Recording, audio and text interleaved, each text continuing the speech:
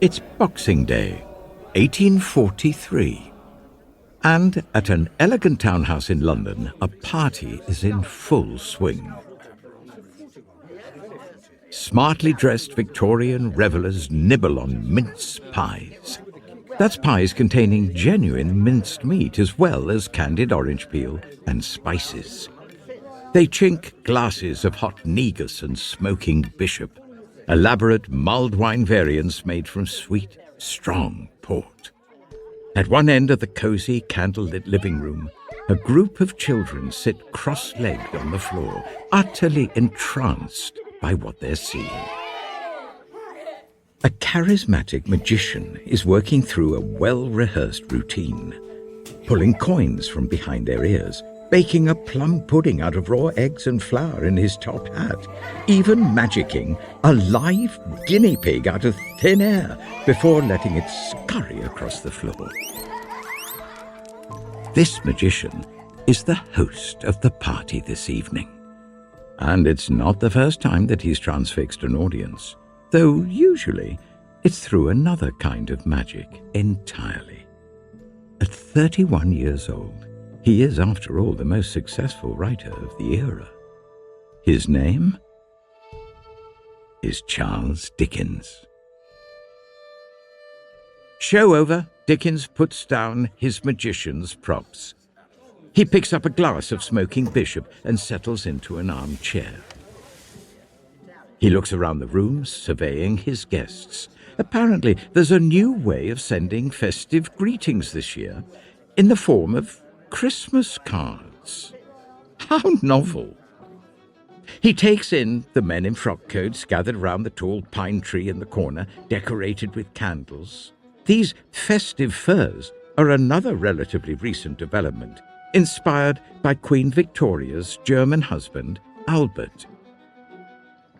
Dickens smiles to himself. Will these new things last, he wonders.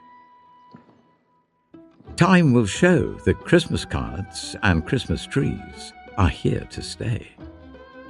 As is the new book that Dickens himself has just published. His gaze is drawn to a copy lying on the mantelpiece. It's a ghost story, but with this message of redemption and hope, it's also a ghostly reflection of the human soul. It sold out its first print run 2 days ago, less than a week after it was released. It's called A Christmas Carol. It'll go on to become a festive tradition all of its own, as successive generations gather close to listen in the flickering candlelight. And it's the first in a selection of remarkable ghost stories written by Dickens that I'll be reading to you in the coming weeks. I'm David Suchet, and from the Noiser Podcast Network, this is Charles Dickens' Ghost Stories.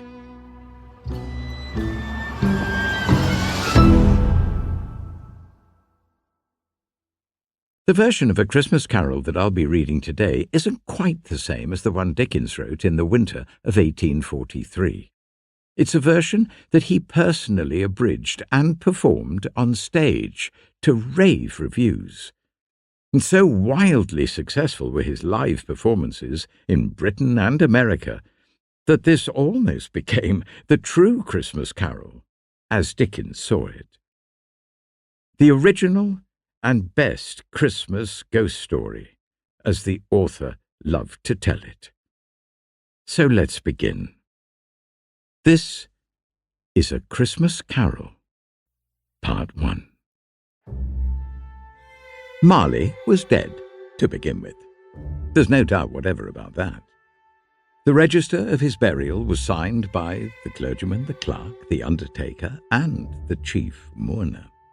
Scrooge signed it, and Scrooge's name was as good upon change for anything he chose to put his hand to. Old Marley was as dead as a doornail.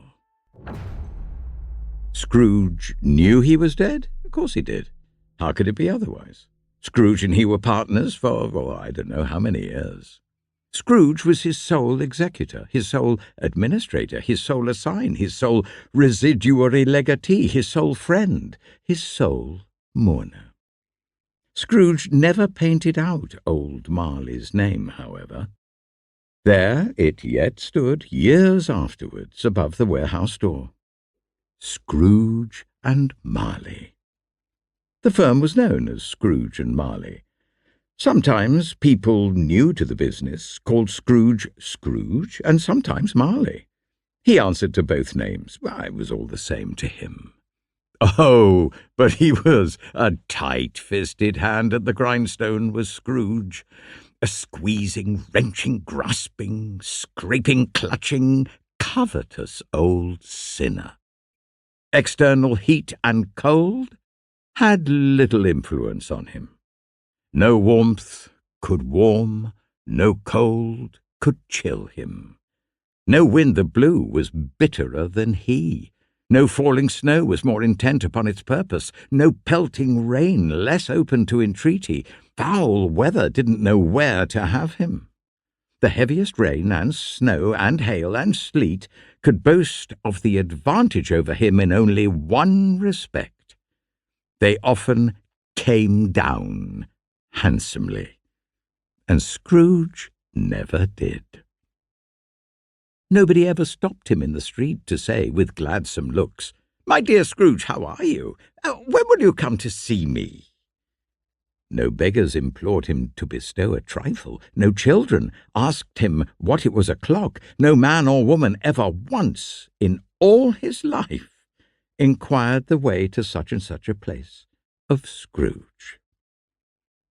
Even the blindman's dogs appeared to know him, and when they saw him coming on, would tug their owners into doorways and up courts, and then would wag their tails as though they said, "Oh, no eye at all is better than an evil eye, dark master."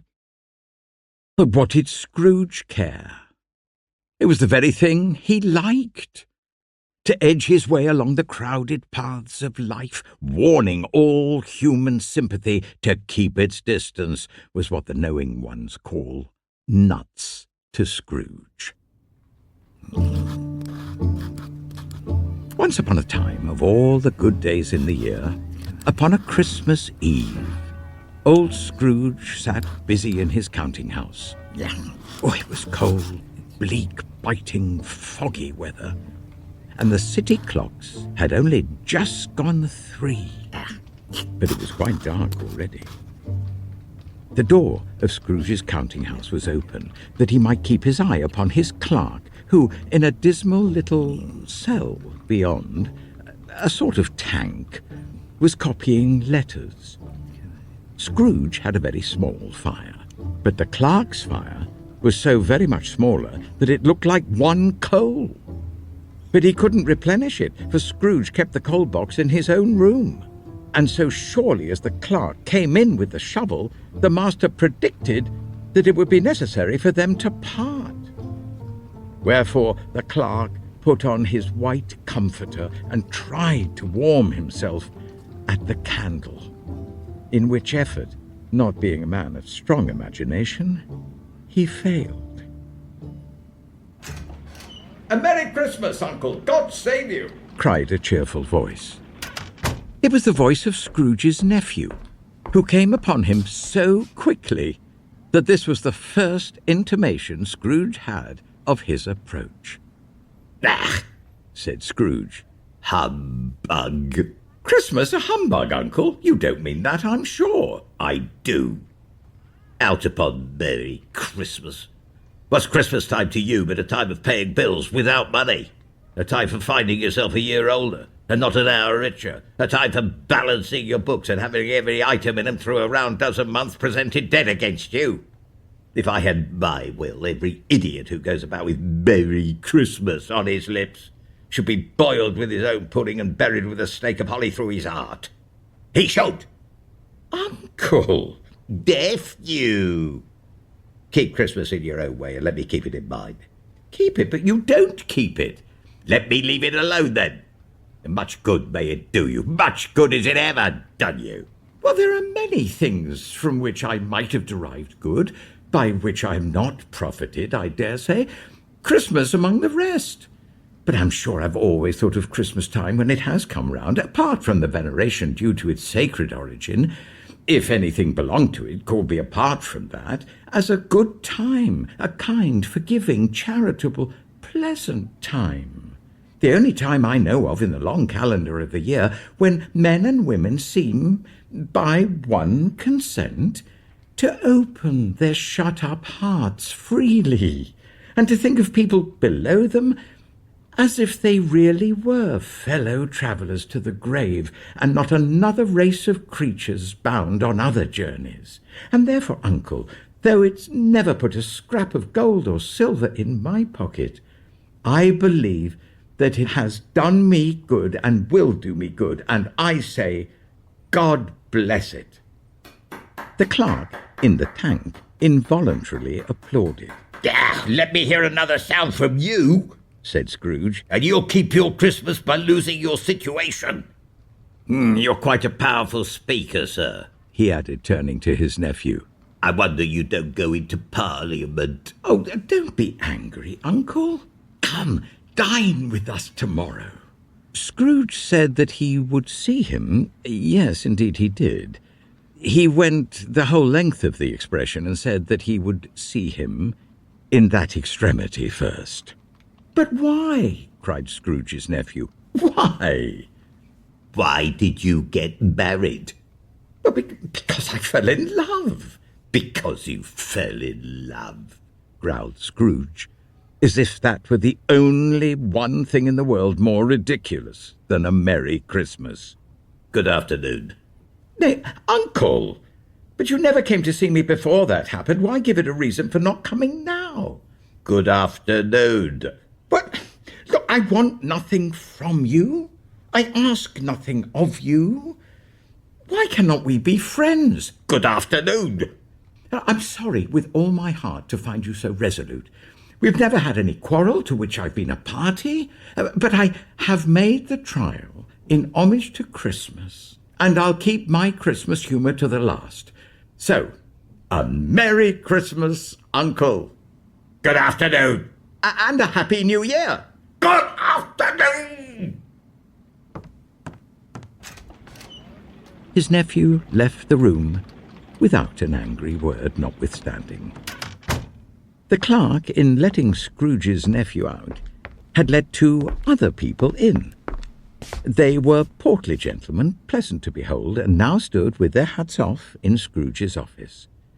They had books and papers in their hands, and bowed to him. Scrooge and Marley's, I believe, said one of the gentlemen, referring to his list. Have I the pleasure of addressing Mr. Scrooge or Mr. Marley? Mr. Marley has been dead these 7 years.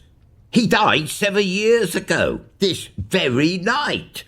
Oh, well, at this festive season of the year, Mr. Scrooge, said the gentleman, taking up a pen, it is more than usually desirable that we should make some slight provision for the poor and destitute, who suffer greatly at this present time. Many thousands are in want of common necessaries. Hundreds of thousands are in want of common comforts, sir. Are there no prisons? Plenty of prisons, but under the impression that they scarcely furnish Christian cheer of mind or body to the unoffending multitude, a few of us are endeavouring to raise a fund to buy the poor some meat and drink and means of warmth. We choose this time because it is a time of all others when want is keenly felt and abundance rejoices. What shall I put you down for? Nothing. Ah, you wish to be anonymous. I wish to be left alone. Since you ask me what I wish, gentlemen, that is my answer. I don't make merry myself at Christmas, and I can't afford to make idle people merry. I help to support the prisons and the workhouses. They cost enough. And those who are badly off must go there. Well, many can't go there, and many would rather die. If they would rather die, They'd better do it and decrease the surplus population.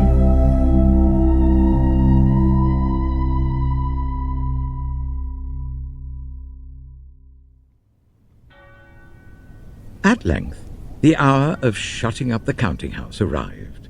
With an ill will, Scrooge, dismounting from his stool, tacitly admitted the fact to the expectant clerk in the tank, who instantly snuffed his candle out and put on his hat. You'll want all day tomorrow, I suppose.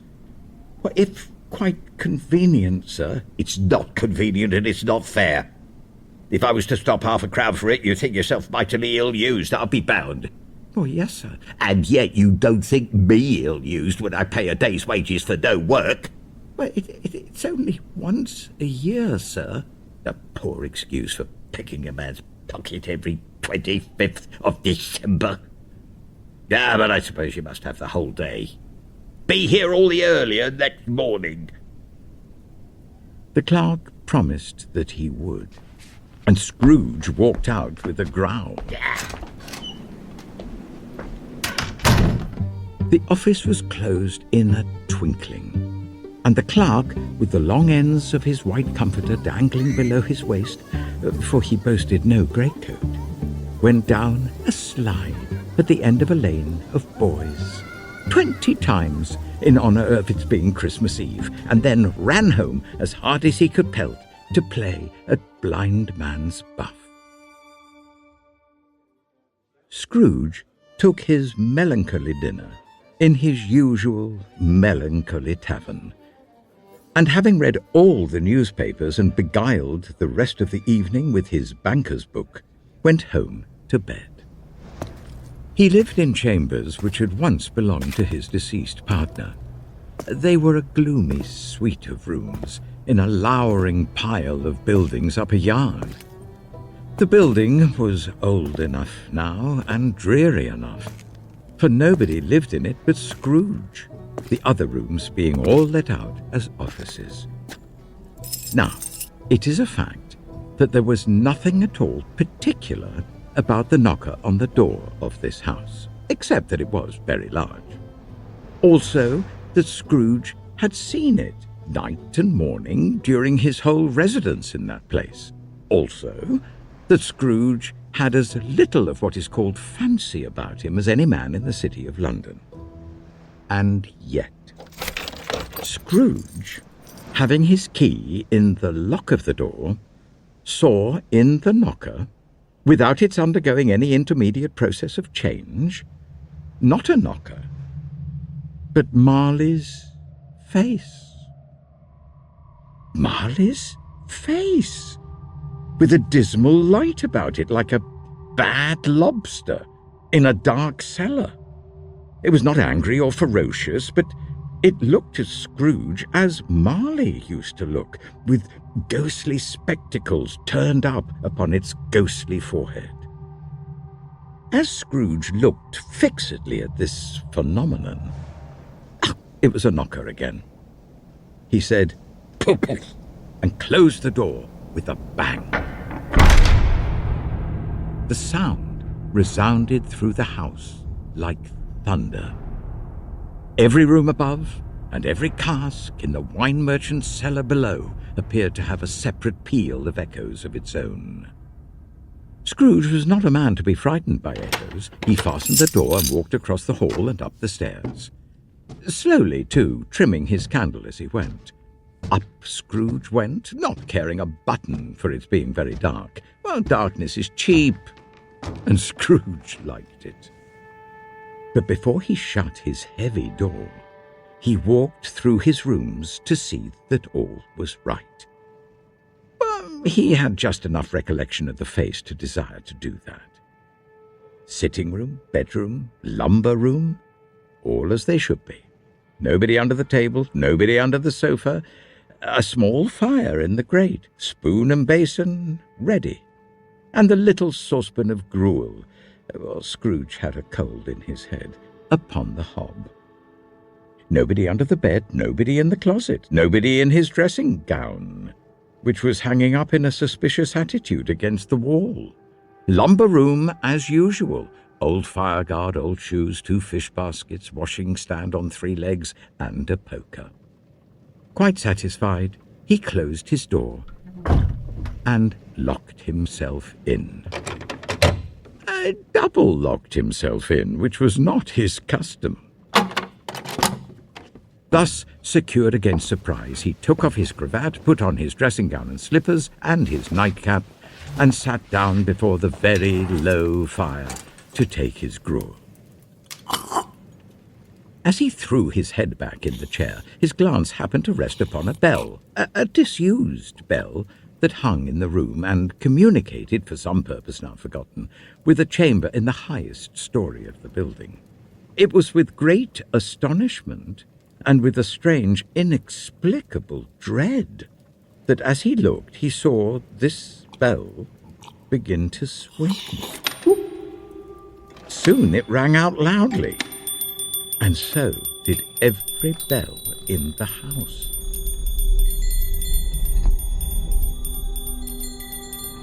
This was succeeded by a clanking noise deep down below, as if some person were dragging a heavy chain over casks in the wine merchant's cellar. Then he heard the noise much louder, on the floors below. Then coming up the stairs. Then coming straight towards his door. It came on through the heavy door, and a spectre passed into the room before his eyes. And upon its coming in, the dying flame leapt up as though it cried, "I know him, Marley's ghost." The same face, the very same. Marley, in his pigtail, usual waistcoat, tights and boots. His body was transparent, so that Scrooge, observing him and looking through his waistcoat, could see the 2 buttons on his coat behind. Scrooge had often heard it said that Marley had no bowels, but he'd never believed it until now.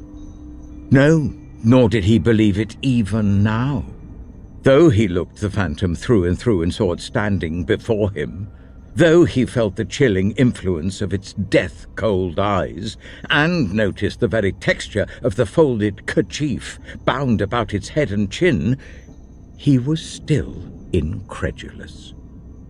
"How now?" said Scrooge, caustic and cold as ever. "What do you want with me?" "Much." Marley's voice, no doubt about it. "Who are you?" "Ask me who I was." "Oh, who were you then?" "In life, I was your partner, Jacob Marley." Can you sit down?" "I can." "Do it then."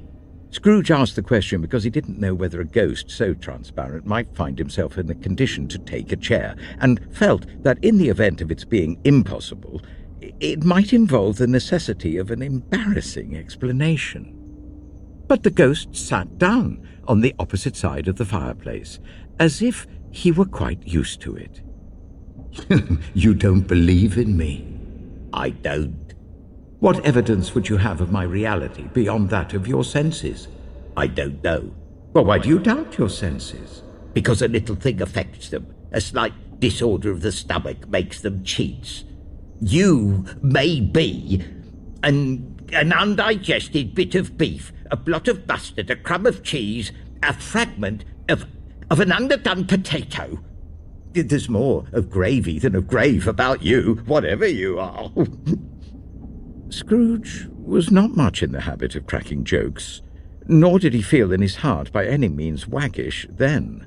The truth is that he tried to be smart, as a means of distracting his own attention and keeping down his horror. But how much greater was his horror when the phantom, taking off the bandage round its head as if it were too warm to wear indoors, its lower jaw dropped down upon its breast. "Oh, mercy, dreadful apparition, why do you trouble me? Why do spirits walk the earth, and why do they come to me?" "It is required of every man that the spirit within him should walk abroad among his fellow men, and travel far and wide. And if that spirit goes not forth in life, it is condemned to do so after death. I cannot tell you all I would. A very little more is permitted to me. I cannot rest, I cannot stay, I cannot linger anywhere. My spirit never walked beyond our counting house. Mark me, in life my spirit never roved beyond the narrow limits of our money-changing hole, and weary journeys lie before me. 7 years dead and travelling all the time? You travel fast? On the wings of the wind. Why, you might have got over a great quantity of ground in 7 years. Oh, blind man, blind man. Not to know that ages of incessant labour by immortal creatures for this earth must pass into eternity before the good of which it is susceptible is all developed. Not to know that any Christian spirit working kindly in its little sphere, whatever it may be, will find its mortal life too short for its vast means of usefulness. Not to know that no space of regret can make amends for one life's opportunities misused. Yet I was like this man. I once was like this man. But you were always a good man of business, Jacob, faltered Scrooge, who now began to apply this to himself. Business, cried the ghost, wringing its hands again. Mankind was my business. The common welfare was my business. Charity, mercy, forbearance, benevolence were all my business. The dealings of my trade were but a drop of water in the comprehensive ocean of my business. Scrooge was very much dismayed to hear the spectre going on at this rate, and began to quake exceedingly. Hear me. My time is nearly gone. I will, but don't be hard upon me. Don't be flowery, Jacob, pray. I'm here tonight to warn you that you have yet a chance and hope of escaping my fate.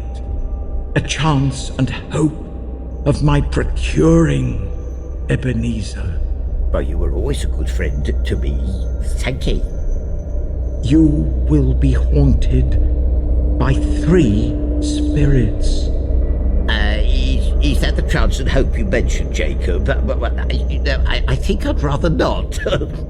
Without their visits, you cannot hope to shun the path I tread.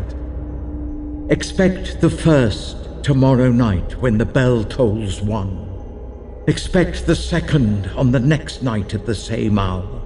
The third upon the next night, when the last stroke of 12 has ceased to vibrate.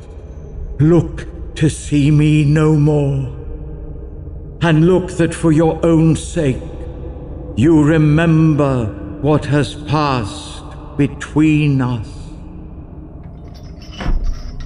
It walked backward from him, and at every step it took, the window raised itself a little, so that when the apparition reached it, it was wide open.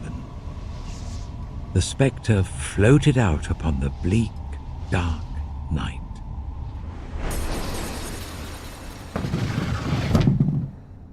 Scrooge closed the window and examined the door by which the ghost had entered. It was double-locked, as he had locked it with his own hands, and the bolts were undisturbed. Scrooge tried to say humbug, but stopped at the first syllable.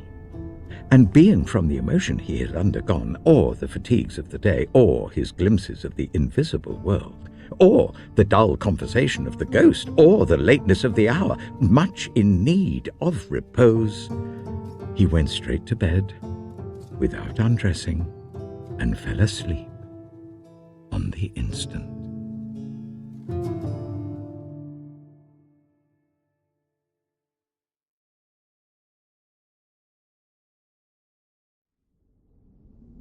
When Scrooge awoke, it was so dark that looking out of bed he could scarcely distinguish the transparent window from the opaque walls of his chamber, until, suddenly, the church clock tolled a deep, dull, hollow, melancholy 1. Light flashed up in the room upon the instant, and the curtains of his bed were drawn aside by a strange figure, like a child. Yet not so like a child as like an old man, viewed through some supernatural medium, which gave him the appearance of having receded from the view and being diminished to a child's proportions. Its hair, which hung about its neck and down its back, was white, as if with age, and yet the face had not a wrinkle in it, and the tenderest bloom was on the skin. It held a branch of fresh green holly in its hand, and in singular contradiction of that wintry emblem, had its dress trimmed with summer flowers. But the strangest thing about it was that from the crown of its head there sprung a bright, clear jet of light, by which all this was visible, and which was doubtless the occasion of its using, in its duller moments, a great extinguisher for a cap, which it now held under its arm. Are you the spirit, sir, whose coming was foretold me? I am. Who and what are you? I am the ghost of Christmas past. Long past? No, your past. The things that you will see with me are shadows of the things that have been. They will have no consciousness of us. Scrooge then made bold to inquire what business brought him here. Your welfare. Rise and walk with me. It would have been in vain for Scrooge to plead that the weather and the hour were not adapted to pedestrian purposes, that bed was warm, and the thermometer a long way below freezing, that he was clad but lightly in his slippers, dressing gown, and nightcap, and that he had a cold upon him at that time. The grasp, though gentle as a woman's hand, was not to be resisted. He rose, but finding that the spirit made toward the window, clasped its robe in supplication. I'm a mortal, and liable to fall. Bear but a touch of my hand there, said the spirit, laying it upon its heart, and you shall be upheld in more than this. As the words were spoken, they passed through the wall and stood in the busy thoroughfares of a city. It was made plain enough by the dressing of the shops that here, too, it was Christmas time. The ghost stopped at a certain warehouse door and asked Scrooge if he knew it. Know it? Was I apprenticed here? They went in. At sight of an old gentleman in a Welsh wig, sitting behind such a high desk that if he had been 2 inches taller he must have knocked his head against the ceiling, Scrooge cried in great excitement. Why, it's old Fezziwig. Oh, bless his heart. It's Fezziwig. Alive again. Old Fezziwig laid down his pen and looked up at the clock, which pointed to the hour of 7. He rubbed his hands, adjusted his capacious waistcoat, laughed all over himself from his shoes to his organ of benevolence, and called out in a comfortable, oily, rich, fat, jovial voice, Yo-ho there! Ebeneezer! Dick! A living and moving picture of Scrooge's former self, a young man, came briskly in, accompanied by his fellow prentice. Dick Wilkins, to be sure, said Scrooge to the ghost. My old fellow apprentice, bless me, yes, there he is. He was very much attached to me, was Dick. Oh, poor Dick. Dear, dear. Yo-ho, my boys, said Fezziwig. No more work tonight. Christmas Eve, Dick. Christmas, Ebeneezer. Let's have the shutters up before a man can say Jack Robinson. Clear away, my lads, and let's have lots of room here. Clear away? There was nothing they wouldn't have cleared away or couldn't have cleared away with old Fezziwig looking on.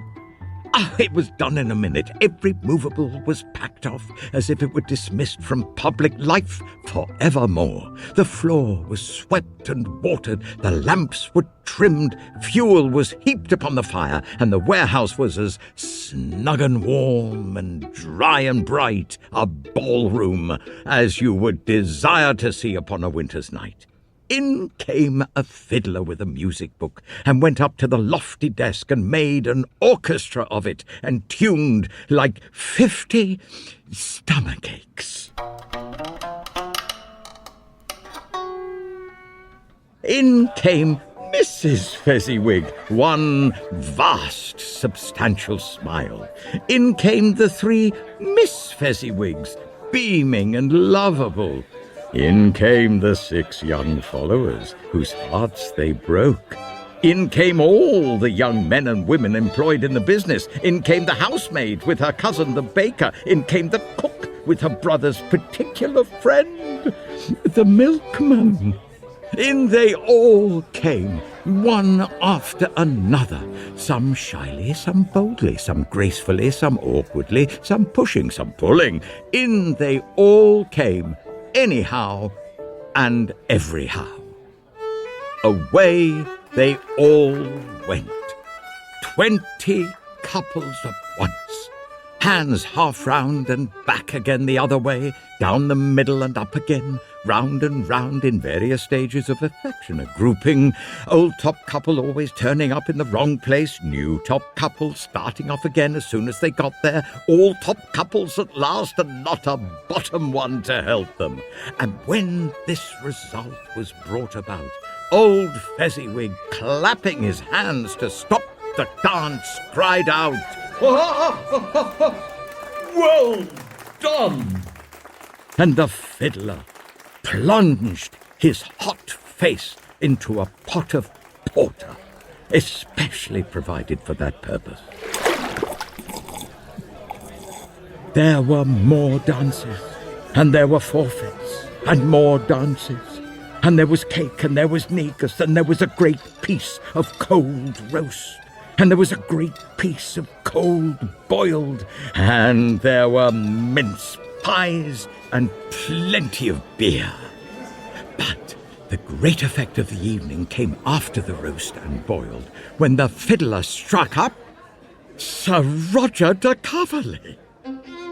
Then old Fezziwig stood out to dance with Mrs. Fezziwig. Top couple too, with a good stiff piece of work cut out for them, 3 or 4 and 20 pair of partners, people who were not to be trifled with, people who would dance and had no notion of walking. But if they had been twice as many, 4 times, old Fezziwig would have been a match for them, and so would Mrs. Fezziwig. As to her, she was worthy to be his partner in every sense of the term. A positive light appeared to issue from Fezziwig's calves. They shone in every part of the dance. You couldn't have predicted at any given time what would become of them next.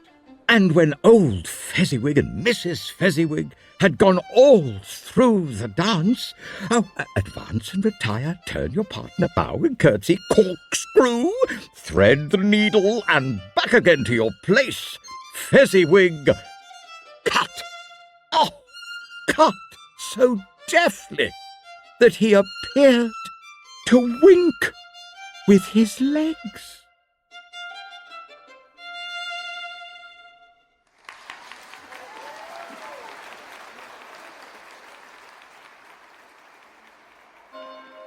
When the clock struck 11, this domestic ball broke up.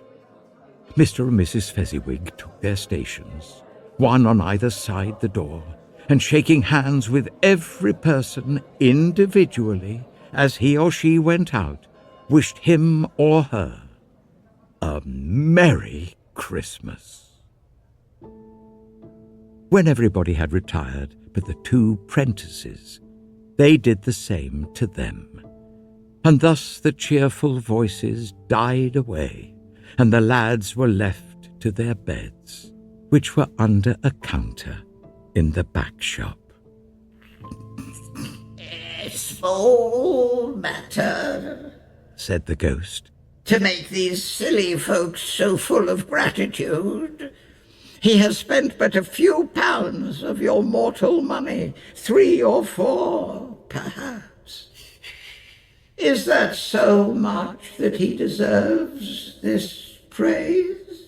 It isn't that, said Scrooge, heated by the remark and speaking unconsciously like his former, not his latter self. It isn't that, Spirit. He has the power to render us happy or unhappy, to make our service light or burdensome, a pleasure or a toil.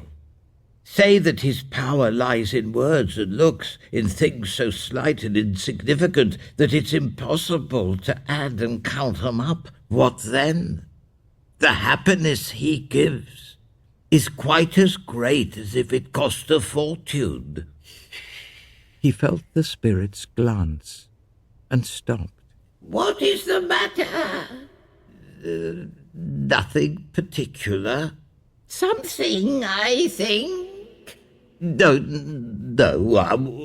I should like to be able to say a word or two to my clerk just now. That's all. My time grows short, observed the spirit. Quick! This was not addressed to Scrooge or to anyone whom he could see, but it produced an immediate effect, for again he saw himself. He was older now, a man in the prime of life. He was not alone, but sat by the side of a fair young girl in a black dress, in whose eyes there were tears. "It matters little," she said softly to Scrooge's former self. "To you, very little. Another idol has displaced me, and if it can comfort you in time to come, as I would have tried to do, I have no just cause to grieve. But what idol has displaced you? A golden one. Oh, you fear the world too much. I've seen your nobler aspirations fall off one by one until the master passion, gain, engrosses you, have I not? What then? Even if I have grown so much wiser, what then? I'm not changed towards you. Have I ever sought release from our engagement? In words, never. In what then? In a changed nature, in an altered spirit, in another atmosphere of life, another hope as its great end. If you were free today, tomorrow, yesterday, can even I believe that you would not choose a dowerless girl? Or choosing her, do I not know that your repentance and regret would surely follow? I do, and I release you with a full heart, for the love of him you once were. Spirit, remove me from this place. I told you these were shadows of the things that have been, said the ghost. that they are what they are. Do not blame me. Remove me. Scrooge exclaimed. I cannot bear it. Leave me, take me back, haunt me no longer. As he struggled with the spirit, he was conscious of being exhausted and overcome by an irresistible drowsiness, and further, of being in his own bedroom. He had barely time to reel to bed before he sank into a heavy sleep.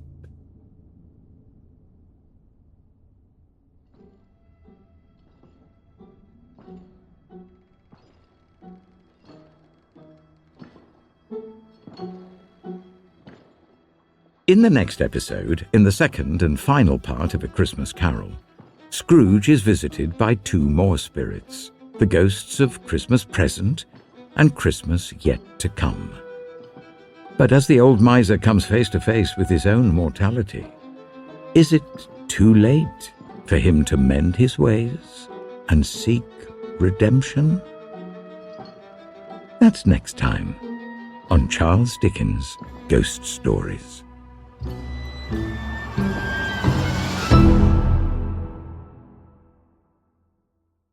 Can't wait a week until the next episode? Listen to it right away by subscribing to Noiser Plus. Head to www.noiser.com/subscriptions for more information, or click the link in the episode description.